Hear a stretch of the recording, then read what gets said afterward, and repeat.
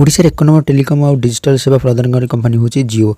बर्तमान समय जब सेयार जब देखा जियो रही 42% और एयरटेल रही 34%, बीएसएनएल रही 19% और वीआई वोडाफोन आइडिया रही मात्र 5% सेयार देखिए आम ओडिशा रे। तो अभी गत मार्च मसरे ही पाखापाखि सबुठ अधिक नुआ मोबाइल ग्राहक जोड़ी जियो सहित जहाँकि 97,000। आम देखा टोटाल केते यूजर अच्छा जियो आम ओडिशा तो 1.41 कोटी रु अधिक जियो यूजर अच्छा ओडिशा रे। आउ जदि आम देखा टोटाल केते यूज कर बर्तमान ओडिशा रे तो से हूँ टोटाल सब नेटवर्क विषय 3.31 कोटी पहुँची बर्तमान समय जब देखा 3.31 कोटी लोक यूज कर बर्तमान समय।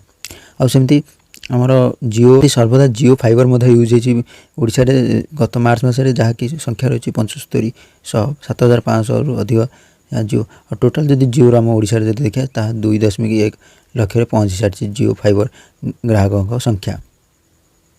आमती गत मार्च मस जब देखा टोटाल केते जियो कस्टमर जोड़ी तार संख्या रही 30 लाख रु अधिक। आउ केवल जियो फाइबर कथा कह 3 लाख रु अधिक ग्राहक जोड़ी जियो सह गत मार्च मसरे।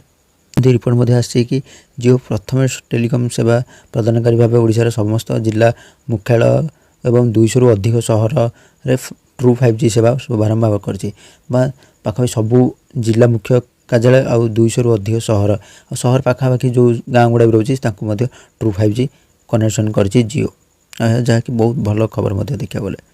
यह सब रिपोर्ट TRI द्वारा प्रकाशित करा जायछि।